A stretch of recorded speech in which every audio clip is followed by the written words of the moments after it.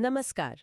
आज हम एक दिलचस्प स्टॉक पर बात करने वाले हैं, Blue Pearl Agri Ventures Limited. हाँ, जिसे ब्लू पर्ल टेक स्पिन के नाम से भी जाना जाता है। बीएसई कोड है 54440।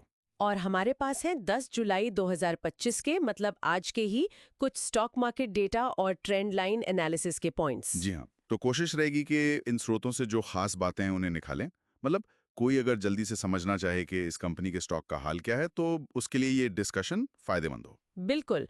और देखिए, सबसे पहली बात जो थोड़े अजीब लगती है वो है इसकी पहचान। हाँ, क्या मतलब? नाम देखिए, एग्री वेंचर्स, लगता है खेती बाड़ी से जुड़ा होगा। हाँ, सही बात है। लेकिन स्रोत बताते हैं कि कंपनी का बिजनेस टेक्सटाइल का है। अच्छा, टेक्सटाइल। और तो और बीएसई पर ये केमिकल्स एंड पेट्रोकेमिकल्स सेक्टर में लिस्टेड है। रुको, क्या?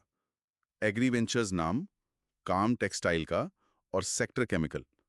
ये तो ये तो बड़ा कंफ्यूजन है। है ना? मतलब निवेशक समझे तो क्या समझे कि कंपनी आखिर करती क्या है। बिल्कुल। ये अस्पष्टता ही अपने आप में एक रेड फ्लैग हो सकती है। ये जानना मुश्किल हो जाता है कि इसके असली कॉम्पिटिटर्स कौन हैं, रिस्क कहाँ हैं। सही बात है। खैर, अगर आज के प्रदर्शन पर आए तो 10 जुलाई करीब 3:15 बजे शेयर प्राइस था 59.76 रुपीज। ओके। और इसमें आज ₹1.17 की बढ़त हुई, मतलब करीब 2% ऊपर। अच्छा, 2%। ठीक है। और एक खास बात, आज ही इसने अपना 52 हफ्तों का नया हाई भी बनाया है। ओह, तो मतलब मोमेंटम तो है स्टॉक में। 52 वीक हाई। हाँ, तेजी तो है। लेकिन एक चीज है जो थोड़ी चौंकाती है, बीएसई पर वॉल्यूम कितना था वॉल्यूम? सिर्फ 158 शेयर। बस 158। ये तो बहुत ही कम है। हाँ, मुझे भी यही लगा। 158 का वॉल्यूम, इसका मतलब क्या हुआ? क्या इसमें कोई ट्रेड ही नहीं कर रहा? नहीं, ट्रेड तो हुआ है, तभी प्राइस मूव हुआ और वॉल्यूम रिकॉर्ड हुआ। लेकिन इतना कम वॉल्यूम, ये अक्सर दिखाता है कि स्टॉक इलिक्विड है। मतलब आसानी से खरीदा बेचा नहीं जा सकता, खासकर बड़ी मात्रा में। अच्छा, तो मतलब छोटे मोटे ट्रेड से भी कीमत ऊपर नीचे हो सकती है। हाँ बिल्कुल, इसे इम्पैक्ट कॉस्ट कहते हैं। कम लिक्विडिटी वाले स्टॉक्स में ये रिस्क रहता है। बड़े इन्वेस्टर्स अक्सर ऐसे स्टॉक से बचते हैं। समझ गई। अच्छा, अब ये जो तेजी है और ये 52 वीक हाई है, क्या कोई एनालिसिस टूल इसे सपोर्ट करता है? जैसे ट्रेंड लाइन के स्कोर्स क्या कहते हैं? हाँ, ट्रेंड लाइन के स्कोर देखते हैं। ड्यूरेबिलिटी स्कोर वो योग्य नहीं दिखा रहा है। योग्य नहीं? मतलब? इसका मतलब है कि ट्रेंड लाइन के पास शायद इतना पुराना या पर्याप्त डेटा नहीं है कि वो कंपनी की फंडामेंटल स्थिरता का कोई पक्का स्कोर दे सके।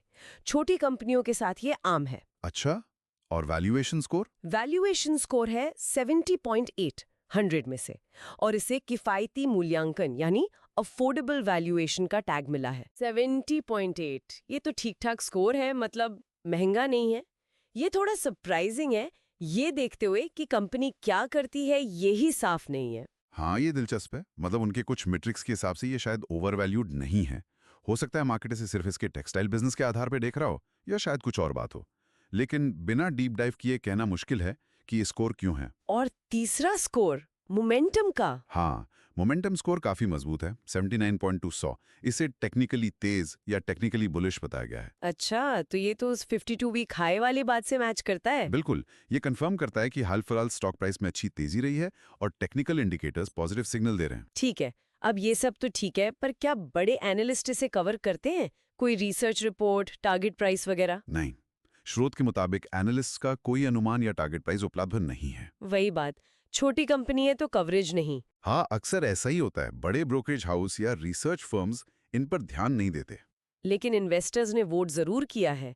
ट्रेंड लाइन पर ही करीब 19 वोट है। अच्छा, 19 वोट? क्या रुझान है?